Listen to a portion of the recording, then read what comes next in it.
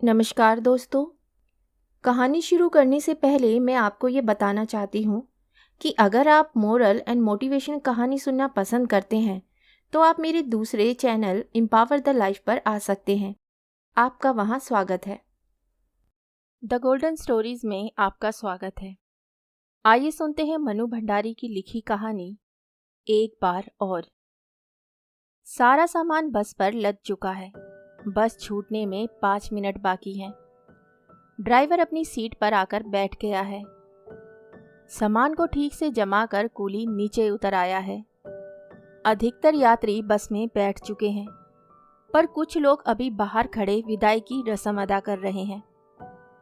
अड्डे पर फैली इस हल्की सी चहल पहल से अनछुई सी बिन्नी चुप चुप कुंज के पास खड़ी है। मन में कहीं गहरा सन्नाटा खिंच गया है। इस समय कोई भी बात उसके मन में नहीं आ रही, सिवाय इस बोध के कि समय बहुत लंबा ही नहीं, बोझिल भी होता जा रहा है। लग रहा है जैसे 5 मिनट समाप्त होने की प्रतीक्षा में वे कब से यहाँ खड़ी है। कुंज के साथ रहने पर भी समय यूं भारी लगे, ये एक नई अनुभूति है जिसे महसूस करते हुए भी स्वीकार करने में मन टीस रहा है। पान खाओगी? नहीं। कुछ पीपरमेंट की गोलियां पर्स में रख लो। मुझे चक्कर नहीं आते। टिकट तो ठीक से रख लिया ना? ये औपचारिक वाक्य दोनों के बीच खेराए। मौन को तोड़ने में कितने असमर्थ हैं। दोनों ही इस बात को जान रहे हैं, पर मौन तोड़ने के लिए शायद कुछ और है भी नहीं। अब से कोई 5 घंटे पहले चाय पीते पीते बिन्नी ने बिना किसी प्रसंग और भूमिका के कहा था, कुंज, मैं आज ही वापस लौट जाऊंगी। क्यों? हल्के से विस्मय से उसने पूछा था। बस अब लौट ही जाऊंगी। चाय के साथ ही साथ आंसुओं का घूंट सा पीते हुए उसने कहा था। तब स्वयं उसके मन में भी शायद यही बात नहीं थी कि आज ही उसे चल देना पड़ेगा। तुम तो लंबा प्रोग्राम बनाकर आई थी ना? कुंज के स्वर में जैसे नमी आ गई, पर उसे रोकने का आग्रह या मनुहार जैसी कोई बात नहीं थी। उसके चेहरे के रह रहकर बदलते भावों से उसके मन की द्विधा का आभास जरूर मिल रहा था। बिन्नी बूंद बूंद चाय सिप करके अकारण ही समय को खींच रही थी। तभी बहरा अखबार दे गया तो कुंज को जैसे एक सहारा मिल गया। बिन्नी उठी और सूटकेस ठीक करने लगी। अधिकतर साड़ियों की तह भी नहीं खुली थी, फिर भी उन्हें निकाल निकाल कर जमाने लगी। हर क्षण उसे लगा था कि कुंज दोनों के बीच खिंचाई इस तनाव को तोड़कर उसे बुरी तरह डांटेगा और गुस्से में आकर सूटकेस का एक एक कपड़ा निकालकर बाहर फैला देगा। पर ऐसा कुछ नहीं हुआ। बड़ी देर तक बिन्नी इधर के कपड़े उधर करती रही, फिर जाकर खड़ी होकर नीचे से गुजरते सैलानियों को देखती रही और कुंज बड़े निरर्थक से कामों में अपने को व्यस्त बनाए रखने का अभिनय करता रहा। और उस समय का मौन यहाँ तक खिंचा चला आया। कंडक्टर ने सीटी बजाई। बिन्नी ने देखा कि एक बड़ी ही निरी सी कातरता कुंज के चेहरे पर उभर आई है। बिन्नी का अपना मन बहने बहने को हो गया, पर अपने को भरसक बांधती सी बस में चढ़ने लगी। कुंज ने हल्के से उसकी पीठ पर हाथ रखकर उसे सहारा दिया। बस स्टार्ट हुई तो कुंज ने कहा, पहुंचकर लिखना।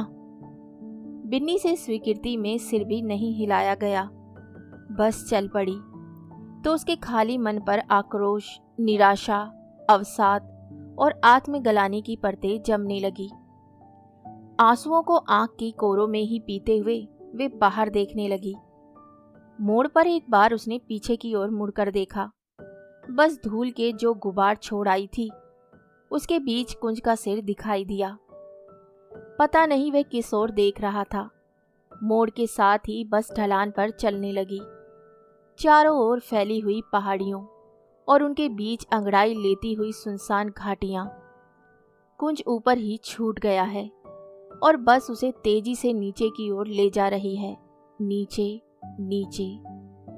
पीछे कोई बराबर खांस रहा है। जैसे दमे का मरीज हो। इस लगातार की खांसी से बिन्नी को बेचैनी होने लगी। उसने पीछे मुड़कर देखा। सबसे पिछली सीट पर एक बूढ़ा पैर ऊपर उठाए, घुटनों में मुंह छिपाए लगातार खांसे जा रहा है। थोड़ी देर में उसकी खांसी बंद हो गई तो बिन्नी बड़ी बेचैनी से उसके फिर खांसने की प्रतीक्षा करने लगी। जब फिर खांसी चढ़ने लगी तो उसे जैसे राहत मिली, और हर बार यही होता। उसके खाली मन को टिकने के लिए जैसे एक सहारा मिल गया। बस से उतरी तो बिन्नी को लगा जैसे उसका सिर बहुत भारी हो आया है। हवा वास्तव में शायद उतनी गर्म नहीं थी जितनी पहाड़ पर से आने वालों को लग रही थी। बिन्नी ने वेटिंग रूम में जाकर हाथ मुंह धोया, सिर पर ढेर सारा ठंडा पानी डाला और पंखे के नीचे बैठ गई। प्लेटफॉर्म पर इस समय सन्नाटा सा ही था। बस से उतरे हुए यात्री वेटिंग रूम में समा गए। नीली वर्दी वाला कोई कोई खलासी इधर उधर आता दिखाई दे जाता था। धीरे धीरे सांझ उतरने लगी तो बिन्नी की आंखों में कल की सांझ उतर आई। हवा में काफी ठंडक थी, फिर भी चढ़ाई के कारण बिन्नी और कुंज के चेहरे पर पसीने की बूंदें छलक आई थी। बिन्नी चुपचाप चल रही थी, अपने में ही डूबी, आत्मलीन सी। कुंज शायद समझ रहा था कि फूली हुई सांस के कारण उससे कुछ बोला नहीं जा रहा, पर नहीं, बिन्नी के पास उस समय बोलने के लिए कुछ था ही नहीं। केवल यह एहसास था कि सारी रात खींचकर ऐसे बिंदु पर आ गई है जहां शायद कहने सुनने के लिए कुछ भी नहीं रह जाता। कहीं बैठ जाएं अब तो, चुप चुप चलने से उबकर बिन्नी ने कहा। बहुत थक गई, हाँ अब तो सचमुच बहुत थक गई।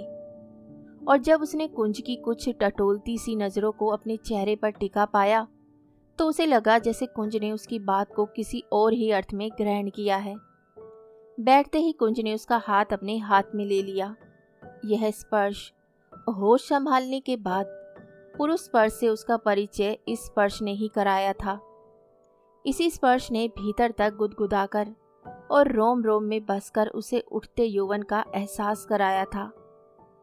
आज एकाएक ही कितना अपरिचित हो उठा है ये स्पर्श, सर्द और निर्जीव। फिर भी उसने अपना हाथ खींचा नहीं। सूनी सूनी नजरों से सामने फैली पहाड़ियों और नीचे उतरती घाटियों को ही देखती रही। कुंज का हाथ थरथराने लगा। वह समझ गई कि कोई बात है जो उसके भीतर उमड़ रही है। पहले जब कभी उसे इस बात का आभास भी मिलता तो कितनी उत्सुक हो उठती थी वह जानने के लिए। आज वे ना कोई उत्सुकता दिखा रही है, ना आग्रह कर रही है। भीतर ही भीतर तो वे जानती भी है कि कुंज क्या बात करेगा। उसने मधु का पत्र पढ़ लिया था। शायद कुंज ने जानबूझकर ही ड्रेसिंग टेबल पर वह पत्र छोड़ दिया था, जिससे कि बिन्नी स्वयं सारी स्थिति समझ ले।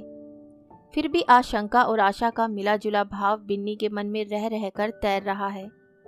कुंज सारी बात को किस रूप में रखता है, किस अधिकार से वे कहेगा कि बिन्नी तुम लौट जाओ, अपने को काट लो। वे जानने सुनने को उत्सुक भी है, साथ ही यह भी चाहती है कि दोनों के बीच कभी यह प्रसंग उठे ही नहीं। बस ऐसा ही एकांत हो, ऐसी ही निर्विघ्न शांति हो, और इसी प्रकार कुंज उसका हाथ अपने हाथ में लिए बैठा रहे। बिन्नी, कुंज अटक जाता है, फिर धीरे धीरे बिन्नी का हाथ सहलाने लगता है। बिना देखे भी बिन्नी जान लेती है कि बड़ी ही दयनीय सी विवशता उसके चेहरे पर उभर आई है। बिन्नी, तुम ही बताओ मैं क्या करूं? मेरी आस्था ही मेरे लिए बहुत भारी पड़ रही है। ये सब अब मुझसे चलता नहीं। ये दोहरी जिंदगी, ये हर क्षण का तनाव। वाक्य उससे पूरा नहीं हो पाता। बचे हुए शब्द स्वर के भर्राएपन में ही डूब कर रह जाते हैं। बिन्नी कुछ नहीं कहती, केवल अंधेरे में कुंज के चेहरे पर उभर आए भावों को देखने की कोशिश करती है। विश्वास करने की कोशिश करती है कि ये सब कुंज ही कह रहा है। भीतर ही भीतर कुंज के ही कुछ वाक्य टुकड़ों टुकड़ों में गूंजते हैं। बिन्नी, शादी मुझे इतना संकीर्ण नहीं बना सकेगी। कि मैं अपने और सारे संबंधों को झुटला ही दूं। शादी अपनी जगह रहेगी और मेरा तुम्हारा संबंध अपनी जगह। पता नहीं उस समय इन बातों से उसने अपने को समझाया था या बिन्नी को। कुंज उसके बाद कुछ नहीं कह पाता। थोड़ी देर बाद वह कहता है तो केवल यही, बहुत अंधेरा घिर आया है, अब लौट चलें वरना। और बिन्नी चारों ओर घिरते हुए इस अंधेरे को मन की अनेक परतों पर उतरता हुआ महसूस करती है। लौट जाने की आवश्यकता को भी महसूस करती है, पर समझ नहीं पाती कि आखिर लौटकर जाए कहाँ।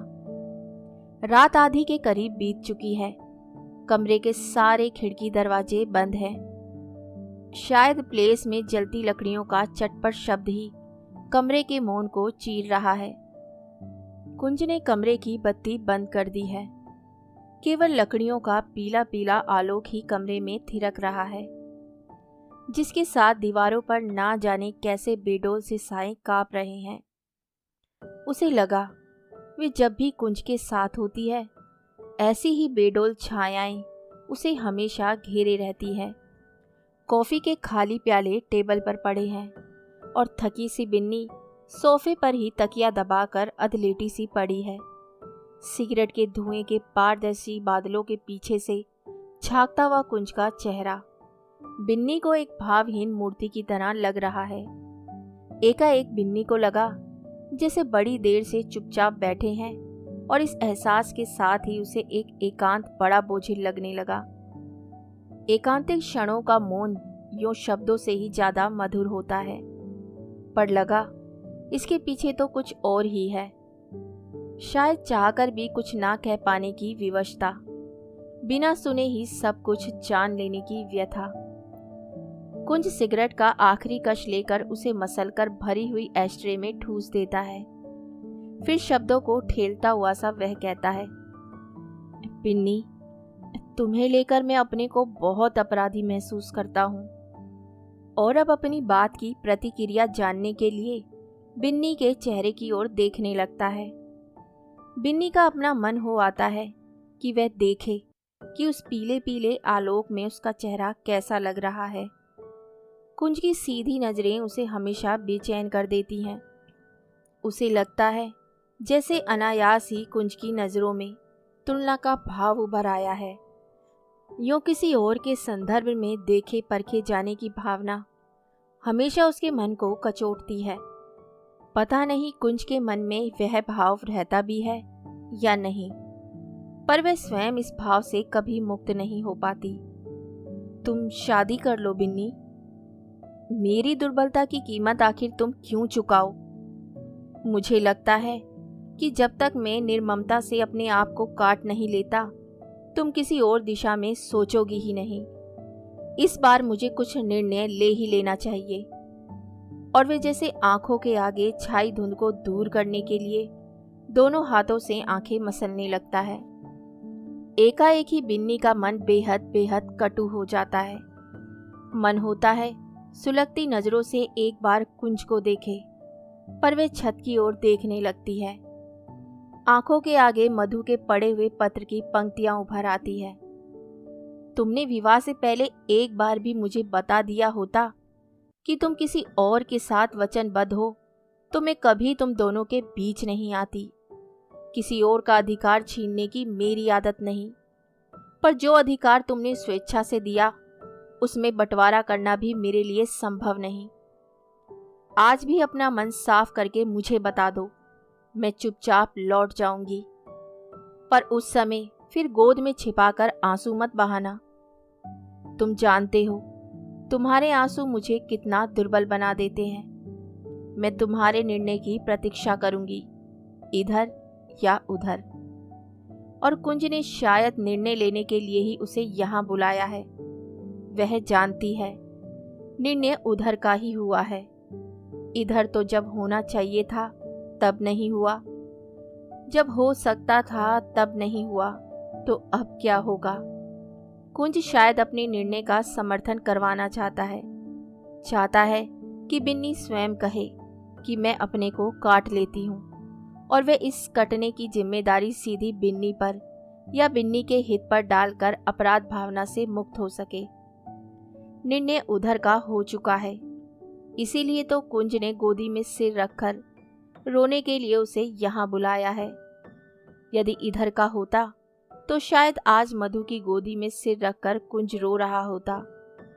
बात फिर वहीं टूट गई, पर बिन्नी ने अच्छी तरह महसूस किया कि जो कोमल तंतु उन दोनों को वर्षों से बांधे चला आ रहा था, आज जैसे वे टूट गया है। उन दोनों के बीच कुछ था जो मर गया है। टूटने मरने का ये बोध रात में और भी गहरा हो गया था। अब दो लाशों की तरह वे साथ साथ सोए थे। कुंज सो सका था या नहीं, पर बिन्नी की नम आंखों के सामने सारी रात जाने कैसे कैसे चित्र ही तैरते रहे। पिछले साल नैनीताल में कुंज के साथ बिताए हुए दिनों के चित्र।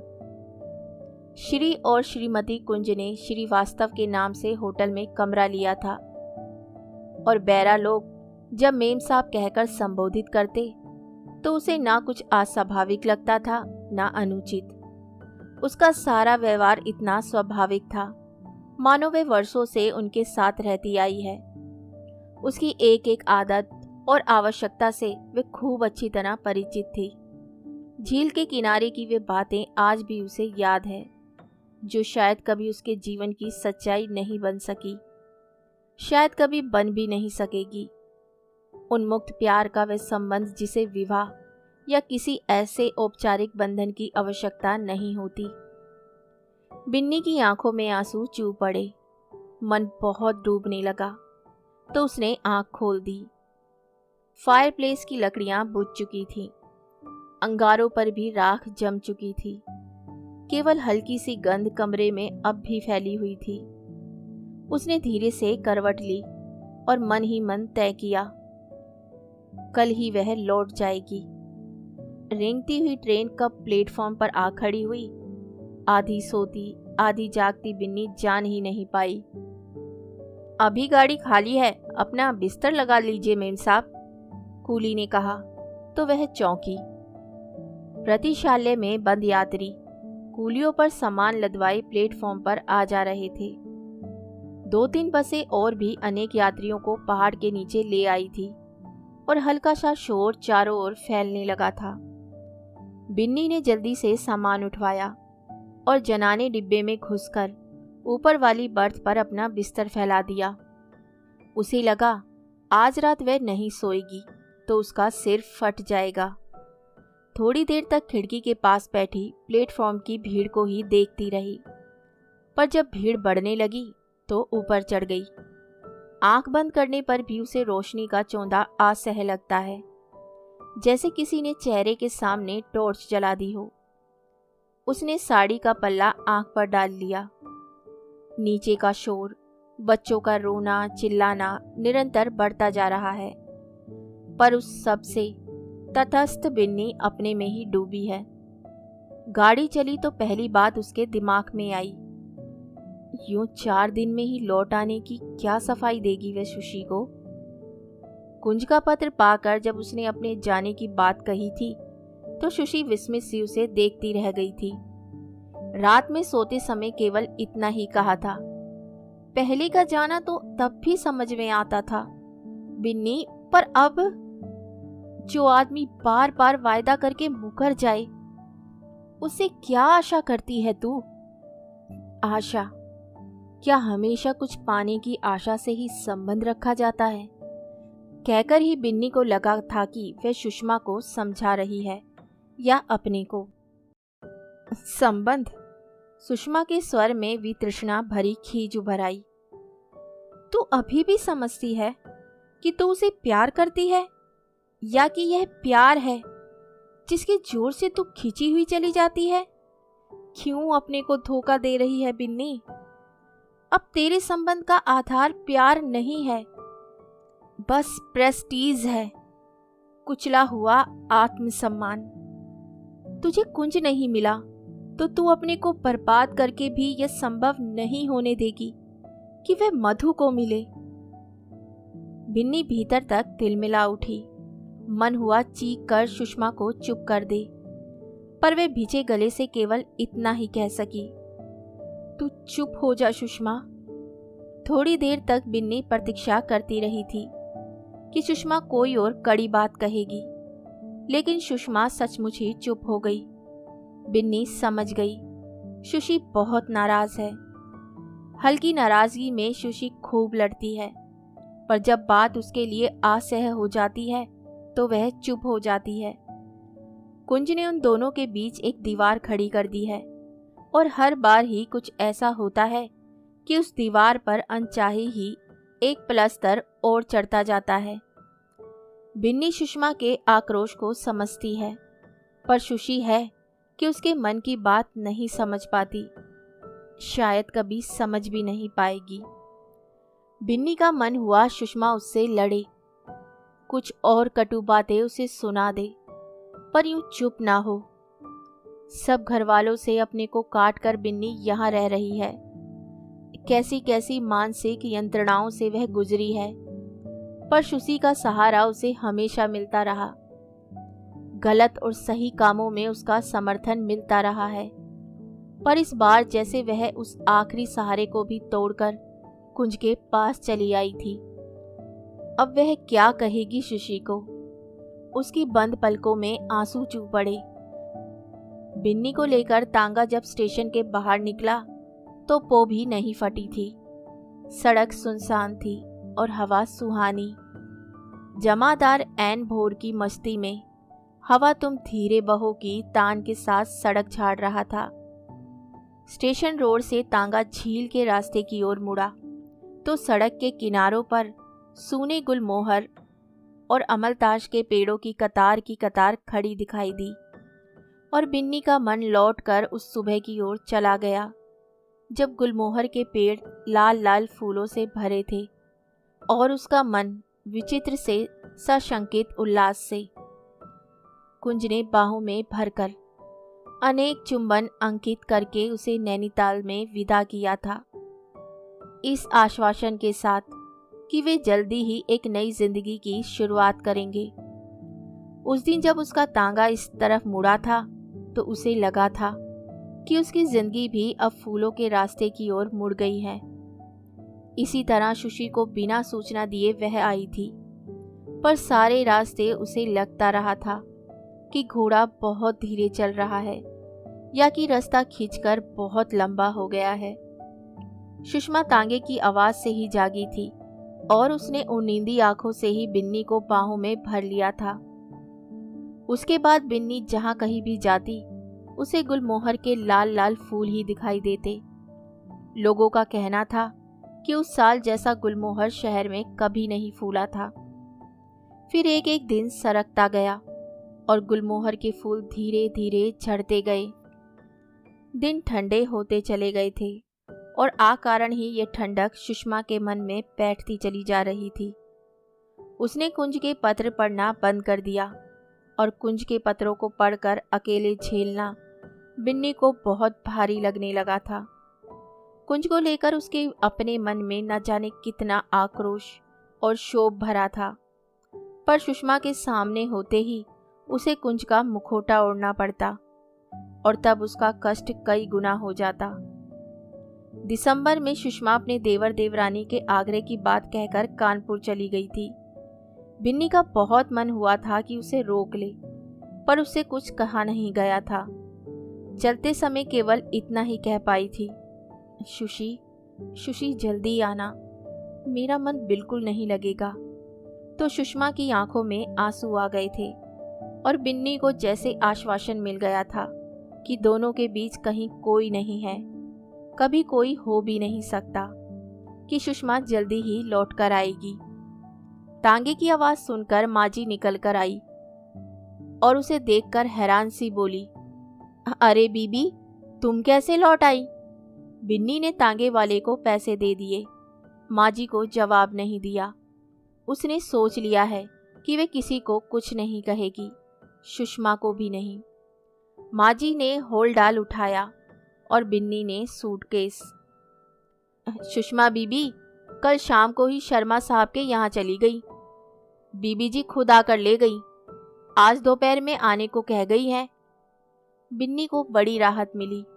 मित्रता के इतने वर्षों में ये पहला मौका था कि सुशी की उपस्थिति उसे असह्य लग रही थी, पर अपनी इस भावना पर उसका मन गलानी से भर उठा। बरामदा पार करके बिन्नी कमरे में घुसी। वही कमरा, वही सामान। फिर भी उसे लगा कि जैसे दीवारें सिमट आई हैं और कमरा छोटा हो गया है। इस छोटे से कमरे में ही उसे बहुत बड़ी जिंदगी काटनी है। हाथ मुंह धोकर उसने चाय पी है और फिर अपने कमरे के पलंग पर आकर लेट गई। माँ जी आई तो उसने खिड़की खोल दी और पर्दा एक ओर सरका दिया।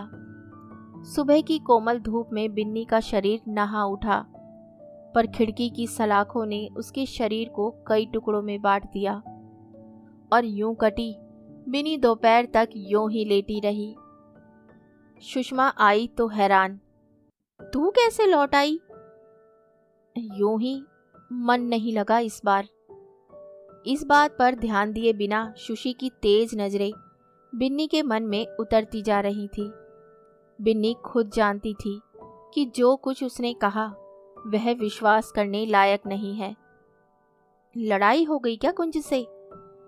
नहीं तो, कहने को तो कह दिया बिन्नी ने, पर भीतर से रुलाई का वेग जैसे फूट पड़ना चाहता था। किसी तरह अपने को संयत करके वह अखबार पढ़ने की कोशिश करने लगी।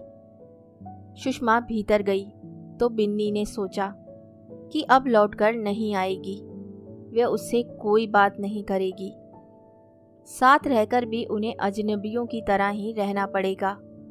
हो सकता है सुषमा यहाँ से चली ही जाए।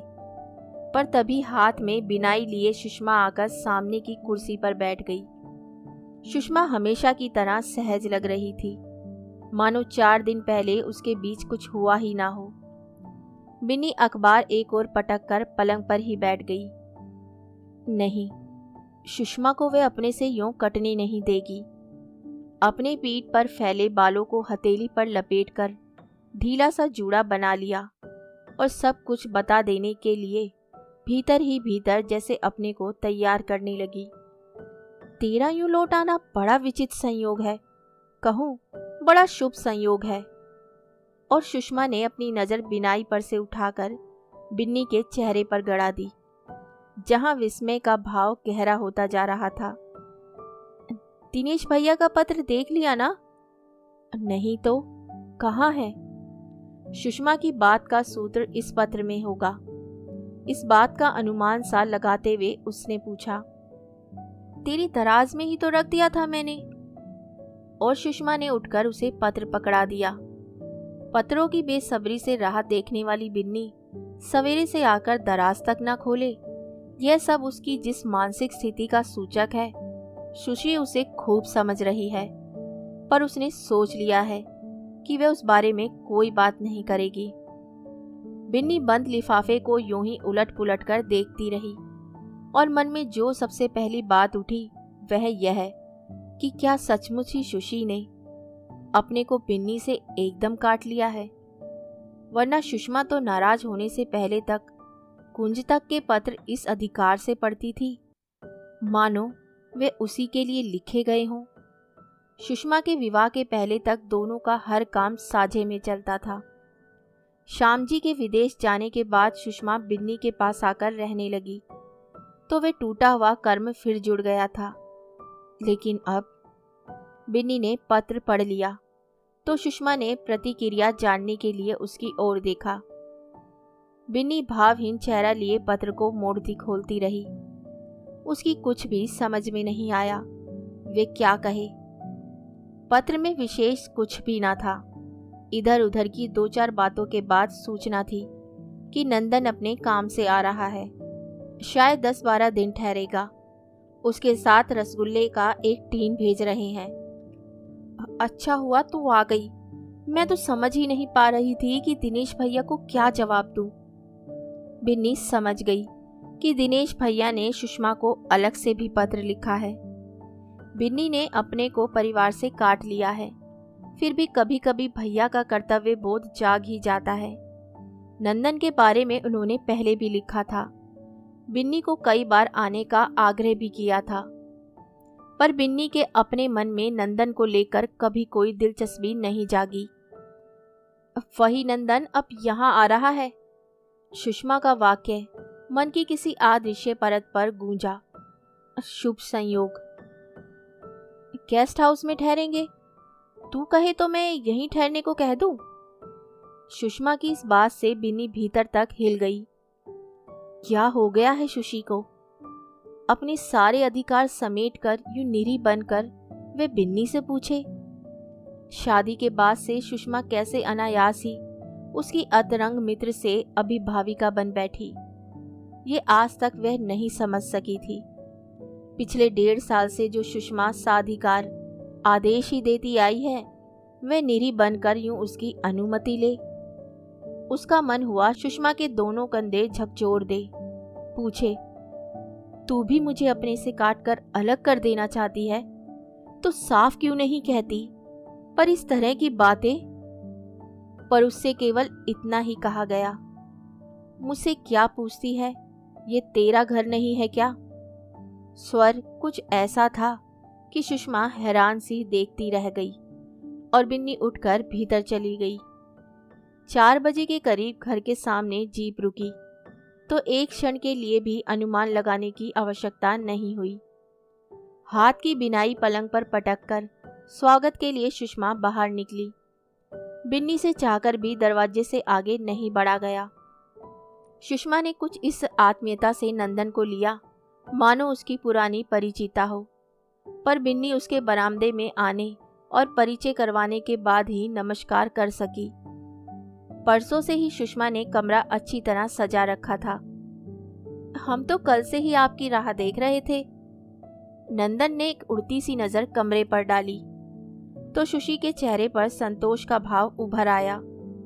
उसका सजाना व्यर्थ नहीं गया। कल दोपहर में तो पहुंचा ही था, कुछ लोग आ गए, काम का प्लान डिस्कस करना था, सो शाम उसी में बीत गई। फिर रसगुल्ले का टीन बढ़ाते हुए बोला, इसे संभालिए, सारे रास्ते मुश्किल से अपने को रोकता आया हूँ। कलकत्ते में रहकर भी रसगुल्ले मेरी कमजोरी है। और वह खुलकर हंस पड़ा। तब बिन्नी के मन में कहीं कुंज की हंसी कौंधी। उसने पहली बार भरपूर नजर से नंदन को देखा। अपेक्षाकृत थोड़ा दुबला और लंबा, रंग थोड़ा सांवला, पर चमकता हुआ चौड़ा ललाट और सिर पर घुंघराले बाल। तभी लगा जैसे अदृश्य रूप में कुंज भी नंदन के साथ ही साथ आया है। बिना परिचय के बातचीत का आधार दिनेश भैया का परिवार ही हो सकता था, पर सुषमा ने नंदन से ही सीधा सूत्र जोड़ा। उसके अनेकानेक आत्मीय प्रश्नों ने अपरिचय के इस बोध को टिकने नहीं दिया। सफर में तकलीफ तो नहीं हुई? ठहरने की जगह पसंद है? असुविधा ना हो तो यहाँ आकर ठहरिए, हमें बड़ी खुशी होगी। जैसे दिनेश भैया वैसे आप। कितने दिन ठहरेंगे? क्या कार्यक्रम रहा करेगा? और बिन्नी सोच रही थी कि वह भी इसी सहज भाव से क्यों नहीं हंस बोल पा रही। वह तो इस तरह बैठी है मानो नंदन उसे देखने आया है और वह लाज से सिमटी जा रही है। इस भावना मात्र से वह बेचैन हो उठी। मन हुआ एक चक्कर भीतर का ही लगा आए। तभी माँ जी चाय की ट्रे ले आई तो बिन्नी को जैसे सक्रिय होने के लिए आधार मिल गया। बिन्नी जी, आपको दिनेश बहुत याद करते हैं और मिक्की पिंटू ने तो आदेश दिया है कि बुआ को साथ ही लेते आइए। चाय का प्याला बढ़ाते हुए बिन्नी ने नंदन को देखा। क्या सचमुच उसे सबने बुलाया है, या कि क्या भैया ने नंदन को इस तरह का कोई संकेत दे रखा है? यहाँ आपका काम क्या रहेगा? किस प्रोजेक्ट पर आए हैं आप? इतनी देर में बिन्नी की ओर से पहला प्रश्न था। हमें विभिन्न प्रांतों के आदिवासियों की विवाह पद्धति पर तथ्य इकट्ठे करने हैं। यह तो बड़ा दिलचस्प काम है। ओह, बड़ा दिलचस्प, वेरी इंटरेस्टिंग। मैं तो चकित हूँ कि इस अकेले देश में कितनी तरह के रस्म रिवाज हैं। और फिर बातें विभिन्न प्रकार की विवाह पद्धतियों पर ही चल पड़ी। नंदन जब जाने लगा तो यह तय हुआ कि जब भी वह खाली होगा बिना किसी औपचारिकता के यहाँ आ जाया करेगा। यहाँ के जो 3-4 दर्शनीय स्थान हैं वे साथ ही देखे जाएंगे। उस दिन चले जाने के बाद भी बड़ी देर तक नंदन उस घर में बना रहा। बीते अक्टूबर की सांझ बिन्नी छत पर चली आई। सामने सड़क पर गायों का एक झुंड सारे वातावरण को मटमैला बनाता हुआ गुजर गया। पीछे के मैदान में गुल्ली डंडा खेलते हुए बच्चों का शोर बहुत साफ सुनाई दे रहा है। बिन्नी निरुद्देश्य सी वहीं सब देख रही है। उस दिन के बाद 3 दिन बीत गए, नंदन नहीं आया। यूं वे कह गया था कि 2-2, 3-3 दिन के अंतराल से ही वह आ पाएगा। फिर भी हर दिन सुषमा ने उसकी राह देखी, शायद बिन्नी ने भी। नंदन के आगमन ने बिन्नी और सुषमा के बीच आ गए खिंचाव को अनायास ही तोड़ दिया था। पर आज सवेरे जब से कुंज का पत्र आया है, सुषमा फिर चुप है। बिन्नी जानती है कि 14 साल पुरानी इस घनिष्ठ मैत्री का आज अपना कोई अस्तित्व नहीं रह गया है। दूसरे ही उसके निर्णायक हो गए हैं।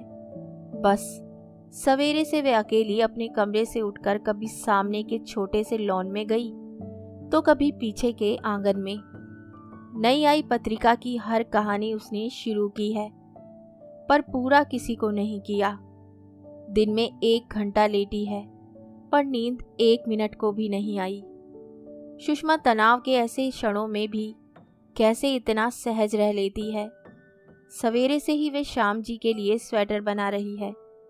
बिन्नी अपना मन ऐसे कामों में जरा भी नहीं लगा पाती। आज तो उसे खुद विश्वास नहीं होता कि कभी वह और सुषमा होड़ लगाकर सिलाई, कढ़ाई और बुनाई किया करती थी। घंटों घूम घूम कर साड़ियाँ और चूड़ियाँ खरीदती थी। सुशी को आज भी इन सारे कामों में वैसी ही रुचि है। यह तो बिन्नी ही है जो बदल गई है। उसने मांझी की खाट बिछाई और वहां का तकिया बनाकर चित लेट गई। कुंज ने उसे अब पत्र क्यों लिखा, कई बार उसने वह पढ़ा है। वे ही शब्द, कुछ प्यार के, कुछ मजबूरी के, कुछ अपनी आस्था और मान्यताओं के। भावनाओं की लाश ढोते हुए ये शब्द उसे अब कहीं नहीं छूते। वह जानती है ये मात्र एक औपचारिकता है जिसे निभाने के लिए कुंज मजबूर है। वह आज तक नहीं समझ पाई कि कुंज उससे आखिर चाहता क्या है। सुषमा की बात तो उसे भीतर तक खपा देती है। सुषमा कुंज को लेकर बहुत संकीर्ण और कटु हो गई है। आज से 5 साल पहले तक कुंज दुनिया का सबसे उत्कृष्ट व्यक्ति था, आज सबसे निकृष्ट। सारी मजबूरियों के बावजूद वह उसे माफ नहीं कर पाती है। उसे वे मजबूरी नहीं लगती। वह कभी सुषमा की बात से सहमत नहीं हो पाई है, पर सुषमा अपनी हर बात दावे के साथ कहती है। व्यक्तियों का विश्लेषण करने की अपनी क्षमता पर उसे गर्व है। बिन्नी को ना कोई ऐसा दावा है, ना गर्व। वह तो जितनी सोचती है उतने ही उलझती जाती है और फिर उसका दिमाग सुन्न हो जाता है। बिन्नी ने जरा सा सिर उठाकर देखा तो सीढ़ियों पर सुशी खड़ी थी। नंदन आए हैं। और वे जैसे आई थी वैसे ही लौट गई। बिन्नी क्षण भर यही सोचती रही कि यह मात्र सूचना है या बुलावा। फिर वह उठी। खड़े होते ही सामने फाटक पर खड़ी जीप दिखाई दी। आश्चर्य है, उसने जीप की आवाज तक नहीं सुनी। नीचे उतरकर उसने साड़ी और बाल ठीक किए। ख्याल आया, सुषमा ने सूचना देने के लिए ऊपर आने का कष्ट यूं ही नहीं किया। वह चाहती है कि नंदन के सामने बिन्नी ठीक से ही आए। उसका अपना मन हो रहा है कि कम से कम वह साड़ी बदल ही ले, पर फिर वह यूं ही घुस गई। बिन्नी के घुसते ही नंदन ने स्वागत किया। आइए बिन्नी जी, आइए। तो बिन्नी को लगा यह बात या ऐसी ही कोई बात तो उसे कहनी चाहिए थी। वह मुस्कुराकर बैठ गई। नंदन बात का टूटा सूत्र जोड़कर फिर सुषमा के साथ व्यस्त हो गया। यहाँ के आदिवासियों की तलाक की प्रथा पर बात हो रही थी शायद। बिन्नी का मन बात में नहीं है शायद।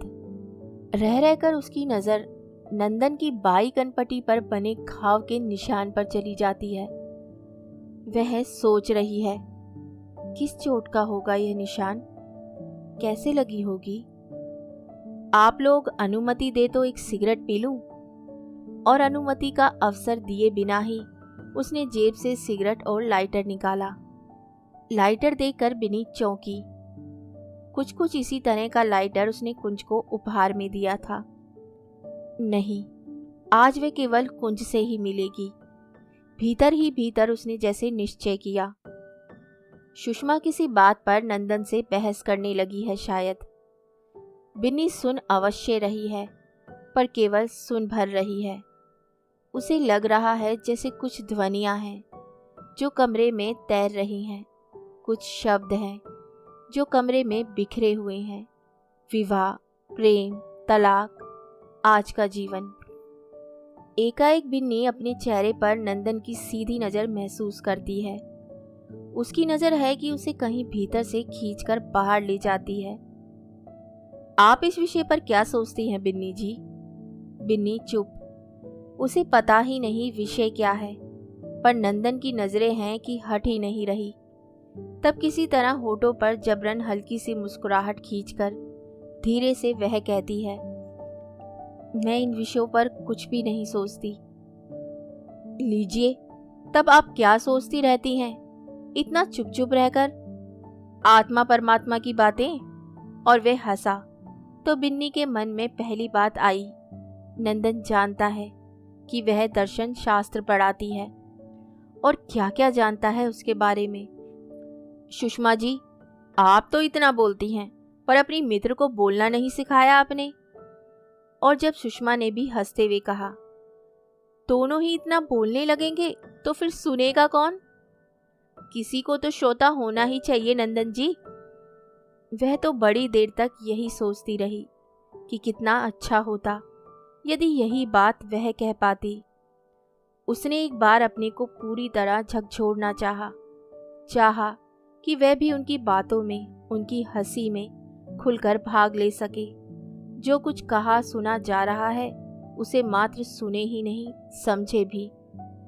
उसे क्या होता जा रहा है?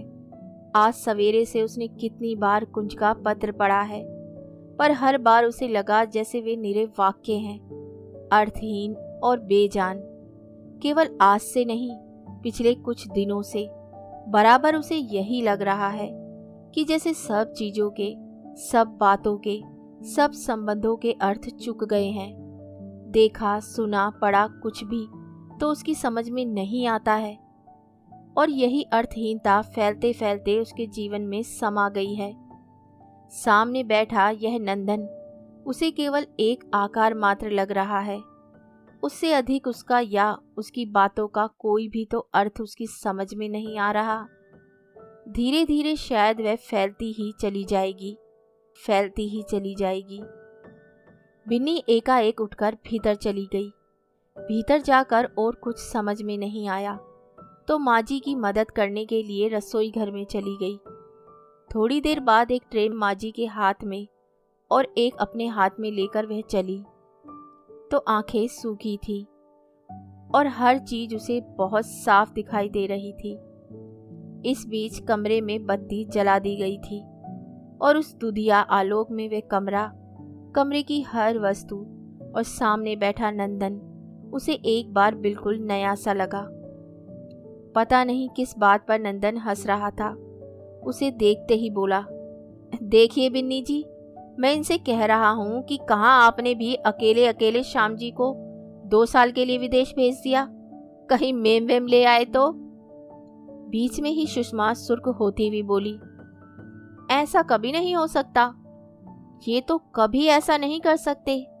2 साल क्या, 5 साल के लिए भी रह ले तो भी नहीं कर सकते। और सुर्खी उसके गालों से फैलकर कानों तक को लाल कर गई।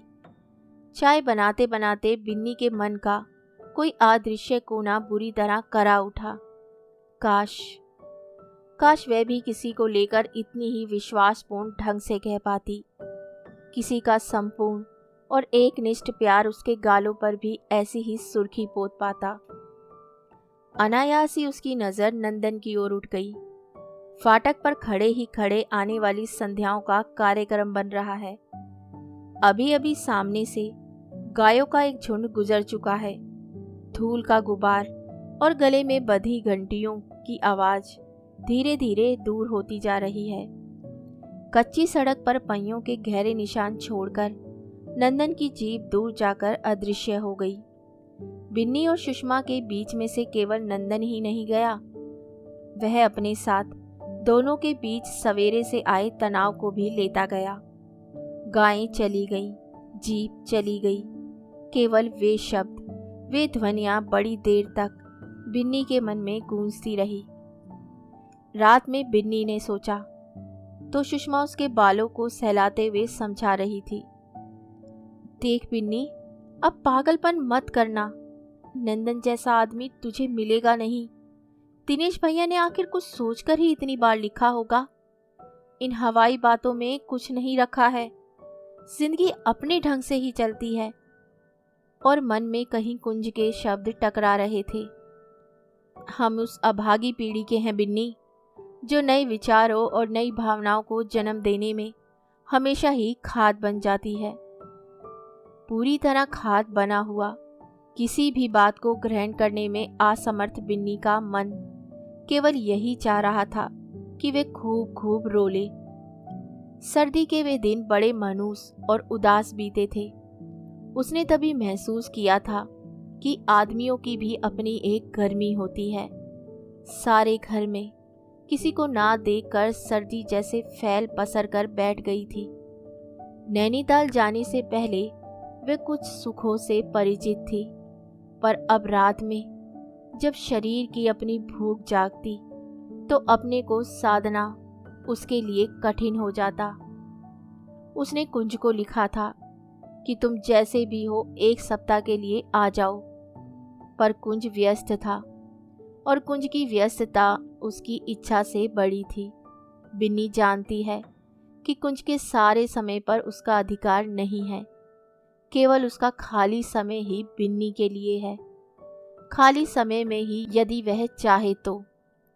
तब उसने मन ही मन निर्णय कर लिया था कि वह जैसे भी होगा अपनी जिंदगी को नया मोड़ देगी, अपने को इस मोह से मुक्त करेगी। पर कुंज के पत्रों के सामने उसके सारे निर्णय गल गए थे और अपने को मोड़कर वह कहाँ ले जाए, इस असमंजस में लौटकर फिर कुंज के पास ही आ गई थी। पर अब कल नंदन चला जाएगा। उसके बाद जब भी नंदन आया वे लोग साथ घूमने गए, लौटकर साथ खाना खाया। ये सुषमा का विशेष आग्रह था। सुषमा नंदन की आत्मीयता, उसके स्वभाव को लेकर बहुत प्रसन्न है। बिन्नी केवल इतना महसूस कर पाई है कि पिछली 2 मुलाकातों में वे उसके बीच अकेला ही रहा है। कुंज अनुपस्थित होता चला गया। आज का प्रोग्राम यूं बना था कि नंदन गेस्ट हाउस से सीधे झील पर पहुंचेगा और ये दोनों घर से जाएंगी। जाने का समय हुआ तो सुषमा ने कहा, बिन्नी आज तो अकेली ही चली जा। क्यों? आश्चर्य से बिन्नी ने पूछा। मैं कह रही हूं इसलिए। फिर रुककर बोली, हो सकता है वे तुमसे कुछ बात ही करना चाहते हो। बिन्नी चुप रही, पर इस मौन में सुषमा का प्रस्ताव मानने की स्वीकृति नहीं थी। देख बिन्नी, आज तक तू जो कुछ सही गलत करती आई, मैंने इच्छा या अनिच्छा से तेरा साथ दिया, पर आज मेरा इतना सा आग्रह तुझे रखना ही होगा।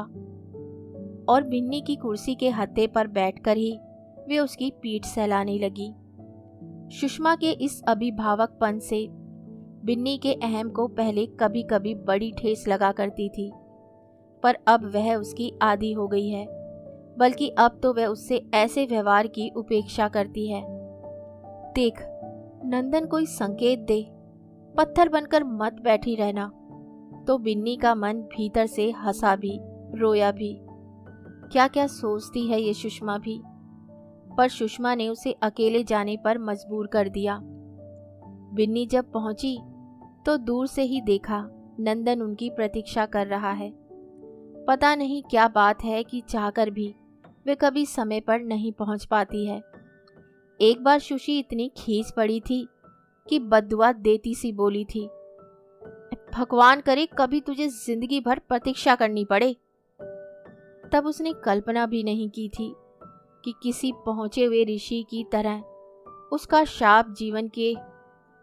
शाप बिन्नी के जीवन का सबसे बड़ा, सबसे कटु सत्य बनकर रह जाएगा। सुशी तो शायद भूल भी गई होगी, पर बिन्नी का तो मन ही ऐसा है कि हर बात वहां खुद कर रह जाती है। एक क्षण चुपचाप खड़े रहने के बाद धीरे से बिन्नी ने कहा, नमस्कार। तो नंदन चौंक कर पीछे को घूमा। बिन्नी ने देखा टी शर्ट ने उसकी उम्र के 2-3 साल कम कर दिए हैं। सुषमा जी कहाँ हैं? उसने सिगरेट को होठों से निकालते हुए पूछा।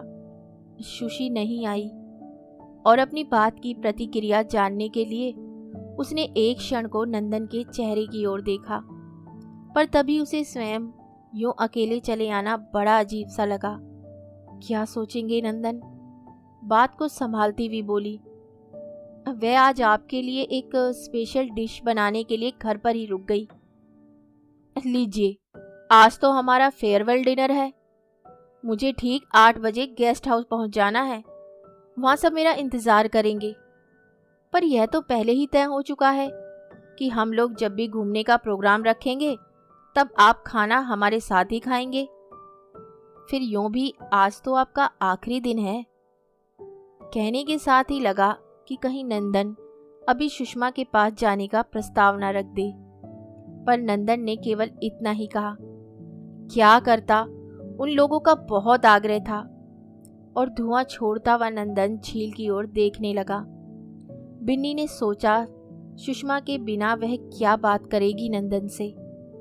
नंदन को क्या सचमुच उससे कुछ कहना है? आज कुछ कहेगा वह? चलिए हम उस कच्ची जगह पर बैठे। और कहने के साथ ही नंदन चल पड़ा। बिन्नी चुपचाप उसके बराबर चलने लगी। घाट के आखिरी सिरे पर थोड़ी सी जगह कच्ची छट गई है, जहां पानी में पैर डालकर बैठा जा सकता है। वह हिस्सा अपेक्षाकृत सुनसान भी है। लोग इस पक्के किनारे पर ही घूमते हैं। वहां पहुंचकर नंदन ने जेब से रुमाल निकाला और बिछाकर बोला, आप इस पर बैठिए। नहीं नहीं, मैं वैसे ही बैठ जाऊंगी। बिन्नी को स्वयं अपना स्वर बहुत मध्यम लगा। अरे वाह, आपकी साड़ी खराब हो जाएगी। और उसने भरपूर नजरों से बिन्नी को ऊपर से नीचे तक देखा तो बिन्नी भीतर तक सिमट गई। चंदेरी की हल्की पीली साड़ी का गहरा चटक बैंगनी बॉर्डर और ज्यादा मुखर लगने लगा। उसे ये साड़ी पहनकर नहीं आना चाहिए था। क्या सोचा होगा नंदन ने? वह अपनी ओर से ऐसी किसी बात का संकेत नहीं देना चाहती। अच्छा हुआ उसने बालों में लगे बैंगनी फूल के गुच्छे को रास्ते में ही निकाल दिया, जो चलते समय सुषमा ने हंसते हुए खोज दिया था। ख्याल आया, मेरठ में घर वालों से छिपकर जब वे कुंज से मिलने जाया करती थी, तब भी सुषमा इसी तरह अपने घर ले जाकर उसे अपनी चीजें पहना दिया करती थी। कुंज हो, नंदन हो, सुषमा के लिए कोई फर्क नहीं पड़ता शायद। और उसे, आप संकोच मत करिए, बैठ जाइए। और वे बैठती उससे पहले ही नंदन पूरा पैर फैलाकर बड़ी बेतकल्लुफी से बैठ गया। तब बिन्नी रुमाल पर बैठ गई। आपकी ये झील मुझे बहुत ही पसंद आई। जानती हैं, कल रात को पता नहीं क्यों नींद उचट गई। बहुत कोशिश करने पर भी जब सो नहीं सका तो उठकर यहाँ चला आया। रात के सन्नाटे में किनारे पर बैठकर बड़ी ही विचित्र अनुभूति हुई, अद्भुत। और बिन्नी सोच रही थी, नंदन की नींद न आने का कारण क्या रहा होगा। रात 12 बजे देर तक सामने लगे यूकेलिप्टस के ऊंचे ऊंचे पेड़ों की कतार में नजर उलझाए ना जाने क्या क्या गुनती बुनती रही थी। अक्सर ही सुषमा जब सो जाती है तो अनचाहे ही कुंज उसके मन में जाग जाता है। आज भी सुषमा की अनुपस्थिति में उसे हल्के से कुंज की उपस्थिति का एहसास हो रहा है। नंदन एकटक सामने की झील को देख रहा था। इस समय भी क्या वह किसी अनुभूति के क्षणों में से गुजर रहा है? झील का पानी एकदम शांत था और सामने की त्रिभुजाकार पहाड़ियों की पूरी कतार पानी में तैर रही थी। आप और सुषमा जी बहुत ही घनिष्ठ है ना? दिनेश बता रहे थे। घनिष्ठ? बिन्नी को सुषमा के संबंध के लिए यह शब्द बहुत ही हल्का लगा। मेरठ में हमारे घर लगे हुए थे, सो सारा परिवार ही यूं तो बहुत घनिष्ठ हो उठा था। फिर हम उम्र और एक साथ पढ़ने वाले, 8वीं से लेकर MA तक साथ साथ पढ़े। इसके बाद उसने शादी कर ली और मैंने यहाँ नौकरी कर ली। शादी के 1 साल बाद ही श्याम जी विदेश चले गए 2 साल के लिए, तो मैंने आग्रह करके उसे अपने पास बुला लिया। जनवरी में आकर वे इसे भी अपने साथ ले जाएंगे। फिर एक क्षण ठहर कर बोली, मेरे लिए तो फ्रेंड, फिलोसोफर, गाइड सभी कुछ है। मन में कहीं कौंधी, पितु मात सहायक, स्वामी सखा, कुंज कहा करता था। इनके जाने से तो आप बहुत अकेली हो जाएंगी। और सिगरेट का आखिरी कश खींचकर जरा सा आगे को झुककर उसने टोंटे को पानी में उछाल दिया। वे जलता हुआ टुकड़ा डब से पानी में डूब गया और छोटे छोटे नामालूम से वृत्त पानी की सतह पर फैलते ही चले गए। उन वृत्तों को बिन्नी ने भीतर तक उतरते हुए महसूस किया। इसमें संदेह नहीं कि यह जगह बहुत खूबसूरत है, पर हमेशा यहाँ रहना पड़े तो आदमी शायद बुरी तरह बोर हो जाए। आपको ऐसा नहीं लगता? नंदन के स्वर की आत्मीयता बिन्नी को अच्छी लगी। कोई खास नहीं, अब तो कॉलेज खुल गए हैं। दिन यहाँ गुजर जाता है और शाम अपनी झोपड़ी में या इस झील के किनारे। आप कलकत्ता क्यों नहीं आ जाती? वहाँ दिनेश भी है। फिर काम के अलावा और 50 तरह की एक्टिविटीज होती हैं। यहाँ तो मुझे कुछ भी नजर नहीं आता। बिन्नी ने गौर से नंदन को देखा।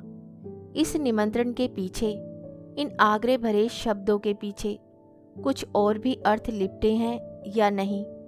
क्या नंदन सचमुच चाहता है कि बिन्नी कलकत्ता चली जाए? मुझे बड़े शहरों की भीड़ भाड़ पसंद नहीं। शुरू से ही छोटी जगह पर रही हूँ और कुछ चुपसी भी हूँ, इसलिए सब कुछ चुपचाप अच्छा लगता है।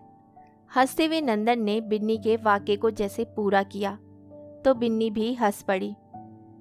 सचमुच आप तो बहुत इंट्रोवर्ट हैं। इतना चुप चुप रहकर दम नहीं घुटता आपका? इस उम्र में तो आदमी को खूब बोलना चाहिए, खुलकर हंसना चाहिए। नहीं, सुषमा जी को देखिए कितना हंसती बोलती हैं। तो ऊपर से वह मुस्कुरा दी। भीतर ही भीतर लगा, काश उसकी जिंदगी भी सुषमा की तरह होती, निश्चिंत और आश्वस्त। नंदन ने जब जेब से दूसरी सिगरेट निकाली और उसे सुलगाकर कुछ सोचते हुए बोला, अच्छा एक बात बताइए। फिर जाने क्या सोचकर रुक गया। आंखों में प्रश्नवाचक भाव जागे। बिन्नी एकटक नंदन को देखती रही। देखिए, कुछ गलत मत समझिए, यूं ही मेरे मन में कुछ जिज्ञासा है। बिन्नी को अपने हृदय की धड़कन तक सुनाई देने लगी। सीधे ही कुछ पूछ लिया तो? सुषमा जी और श्याम जी के संबंध तो बहुत अच्छे हैं ना? हाँ, क्यों? विस्मय से बिन्नी ने पूछा। उन्होंने दुनिया भर की बातें की, पर श्याम जी के बारे में पूछने पर ही कुछ बताया, जबकि औरतों के पास बात करने के लिए पति पुराण के सिवाय और कोई विषय नहीं होता। और नंदन हंस पड़ा। बिन्नी के मन में मुक्ति और हल्की सी निराशा की भावना एक साथ ही जागी। बहुत बहुत अच्छे हैं। मैंने तो ऐसा डिवोटेड कपल नहीं देखा। और कहने के साथ ही उसके अपने भीतर कहीं एक बिखरा स्वप्न कसमसा उठा। उनको देखकर तो मुझे भी यही लगता है। पर जब जब वे मिली उनकी प्रेम और विवाह वाली बातों से लगा जैसे ये मात्र जिज्ञासाएं नहीं है, मानो इनका संबंध कहीं व्यक्तिगत जीवन से जुड़ा हुआ है। एक क्षण को बिन्नी भीतर तक सिहर उठी, पर फिर अपने को सहज बनाती सी बोली, उसको तो आदत है, किसी बात के पीछे पड़ जाती है तो जब तक उसका रेशा रेशा ना उधेड़ दे उसे चैन नहीं मिलता। और वह मुस्कुरा दी।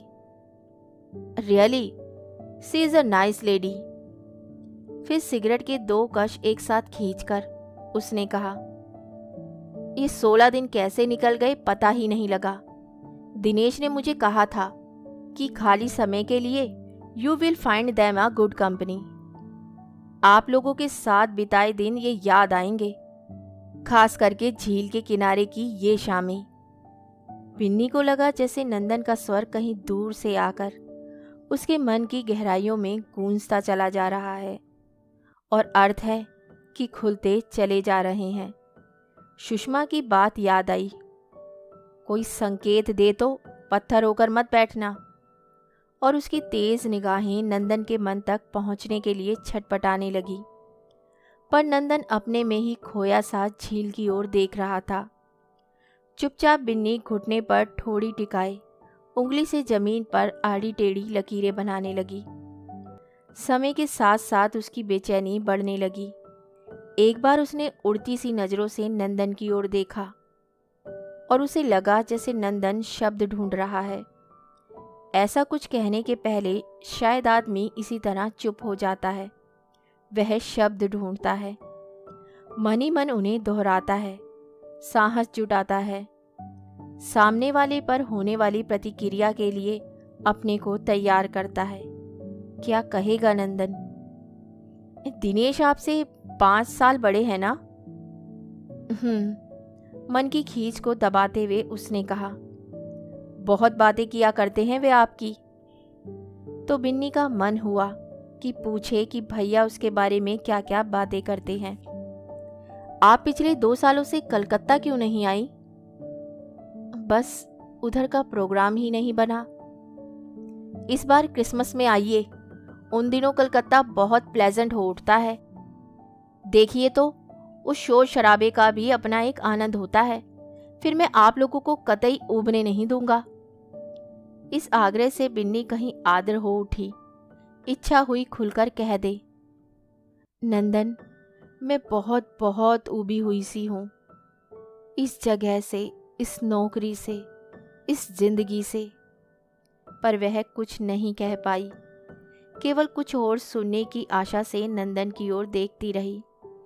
देखते ही देखते अंधेरा आसमान में उतरकर सबको धूमिल बनाता हुआ पानी में घुल गया और उसने झील में तैरते हुए पहाड़ों को निगल लिया। तभी एकाएक घाट की सारी बत्तियां जल उठी और झील के एक सिरे से दूसरे सिरे तक सुनहरे खंभे झिलमिलाने लगे। बिन्नी जी, उसे लगा जैसे नंदन का हाथ उसके कंधे पर आ गया। उसने चौंक कर देखा, नहीं, नंदन वैसे ही दोनों फैली हुई हथेलियां पीछे टिकाए बैठा है। उसने साड़ी का पल्ला खींचकर अपना कंधा ढक लिया। उसे ऐसा क्यों लगा? नंदन को क्या एक बार भी ख्याल नहीं आया कि यह भी तो एक तरीका हो सकता है? अभी कुंज होता तो। आप बुरा ना माने तो मैं यहाँ थोड़ी देर लेट लूं? और बिन्नी कुछ कहती उसके पहले ही बिना उससे पूछे उसने बिन्नी का पर्स उठाया और उसका तकिया बनाकर लेट गया। बिन्नी को हल्की सी निराशा हुई। क्या वे कुछ देर और बात नहीं कर सकता था? पर साथ ही वे आश्वस्त भी हुई। वह लौट चलने की बात भी तो कह सकता था। नहीं, वह लेटकर शायद अपने को साध रहा है, बिन्नी को भी समय दे रहा है। हो सकता है कि इस बार उठकर साफ साफ ही पूछे। बिन्नी ने जरा सा सिर घुमाकर नंदन की ओर देखा। छाती पर दोनों हाथों का क्रॉस बनाए आंखें बंद किए नंदन लेटा था। एक झटके से सारा दृश्य बदल गया। रीगल के सामने के मैदान का ऐसा ही अंधेरा कोना था और ठीक इसी तरह मुंह पर रुमाल डाले कुंज लेटा था। मुड़े हुए दोनों घुटनों को बाहों से घेर कर उस पर गाल टिकाए बिन्नी बैठी थी। द्विधा के ऐसे ही क्षण उन दोनों के बीच से भी गुजर रहे थे। कनॉट प्लेस की सारी चहल पहल से अछूता उसका मन इस बात पर केंद्रित हो आया था कि कुंज क्या कहेगा। बात टूटी भी तो ऐसी जगह थी कि बिन्नी, झगड़ा किया तो 3 साल तक मुड़कर खबर तक नहीं ली। मैंने लिखा कि तुम यदि मुझसे संबंध नहीं रखना चाहती हो तो मेरे सारे पत्र लौटा दो, तो तुमने बिना एक क्षण भी ये सोचे कि मुझ पर उसकी क्या प्रतिक्रिया होगी सारे पत्र लौटा दिए। मैंने भी समझ लिया कि तुमने पत्र नहीं, मेरी सारी भावनाएं, मेरा सारा प्यार मुझे लौटा दिया। उस समय मेरे पास था ही क्या, बेकार निठल्ला सा घूमा करता था। तुमने सोचा होगा कौन लड़की मुझ जैसे व्यक्ति की जिंदगी में आना पसंद करेगी। बेकारी की मुसीबतें और परेशानियों से भरे हुए दिन और ऊपर से तुम्हारा यूं कटकर निकल जाना। कितना टूटा टूटा सा लगता था उन दिनों मुझे, कितना अकेला हो आया था। और ऐसे में ही मधु जो आई तो बस आती ही चली गई। बिन्नी कुछ बोली नहीं थी, केवल उसकी आंखों से आंसू बहते जा रहे थे। कुंज उन आंसुओं के सामने जैसे बहसा आया। अच्छा बिन्नी, मान लो मैं अपनी जिंदगी के इन 2 सालों को पोंछ दूं और फिर तुम्हारी ओर हाथ बढ़ाऊं तो पहले की तरह फिर तो छोड़कर नहीं चल दोगी ना? मैं कहीं का भी ना रहूंगा। अपनी ही बिन्नी पर तुम्हें विश्वास नहीं? भीगे से स्वर से वह केवल इतना ही कह पाई थी। फिर पूछा था, पर मधु का क्या होगा? उसे समझाऊंगा, उसे समझाना ही होगा। कहीं दूर खोया हुआ कुंज बोल रहा था, फिर एकाएक ही फूट पड़ा। पर क्या समझाऊंगा? उसका दोष ही क्या है जो उसे इतनी बड़ी सजा दूं? और वह मुंह पर रुमाल डालकर घास पर चित लेट गया था। बिन्नी निशब्द रोती रही थी। कनॉट प्लेस का सारा माहौल अपनी रफ्तार से पूरे शोर शराबे के साथ गुजर रहा था। थोड़ी देर बाद ही कुंज झटके से उठा था और उसका हाथ अपने हाथ में लेकर बोला था, we are married Binni, we are married. Binni अवाक सी उसका मुंह देखने लगी, मानो उन शब्दों का अर्थ समझने की कोशिश कर रही हो। और तब कनॉट प्लेस की सारी लाल नीली जगमगाती बत्तियां उसके चारों ओर सिमट आई थी और आसमान के सारे तारे दीप दीप करके उसी वाक्य को दोहराने लगे थे। पर ठीक 1 महीने बाद ही वह औंधी लेट कर रो रही थी, फूट फूट कर और बिलक बिलक कर, और सुशी गुस्से में बावली हो हवा में मुट्ठियां उछाल उछाल कर चिल्ला रही थी, झूठा, नीच, धोखेबाज। विवाह की सूचना देते हुए कुंज के पत्र के टुकड़े इधर उधर छितरे पड़े थे। अब चला जाए। अपने में ही डूबी बिन्नी नंदन का उठना नहीं जान सकी, पर इस वाक्य ने जैसे उसे कहीं गहरे पानी में उबार दिया। अनायास ही उसके हाथ आंखों पर चले गए। कहीं आंसू तो नहीं आ गए? यहाँ लेटा तो समय का कुछ ख्याल ही नहीं रहा। वहां खाने पर सब मेरा इंतजार कर रहे होंगे। खड़े होकर कमीज और पतलून छाड़ते हुए कहा। तब बिन्नी को ख्याल आया कि नंदन को कुछ कहना था। वे आशा कर रही थी कि नंदन कुछ कहेगा। उसने बड़ी याचना भरी दृष्टि से देखते हुए कहा, इंतजार तो सुषमा भी कर रही होगी। और अनमनी सी बिन्नी उठी। मुझे बहुत बहुत अफसोस है। क्या करूं? आप मेरी ओर से माफी मांग लीजिए। उनसे तो गुड बाय भी ना हो सकी। बिन्नी घाट पर फैली रोशनी में धीरे धीरे सरकती दोनों परछाइयों को देखती देखती आगे बढ़ रही थी। जरा सा आगे पीछे होने पर दोनों परछाइयां एक दूसरे में घुल मिल जाती। घाट की अंतिम बत्ती के नीचे नंदन ने घड़ी देखी। 8:20। फिर क्षमा याचना के स्वर में बोला, आज तो मैं आपको छोड़ते हुए भी नहीं जा सकूंगा। रात हो गई है। आप अकेली। मेरी चिंता मत करिए, मैं चली जाऊंगी। खेत पार करके ही तो सड़क मिल जाएगी, शायद कोई तांगा ही मिल जाए। दोनों कच्चे रास्ते पर आए तो नंदन ने जेब से टॉर्च निकालकर जला ली। आपके पास टॉर्च भी नहीं है? खेत का ये रास्ता तो बड़ा उबड़ खाबड़ है, ना हो तो आप मेरी टॉर्च ले जाइए। नहीं नहीं, आप जरा भी परेशान ना हो, 3 सालों में इस रास्ते से मैं बहुत परिचित हूँ, मुझे आदत है। और जहाँ दोनों के रास्ते अलग होते थे, नंदन रुका।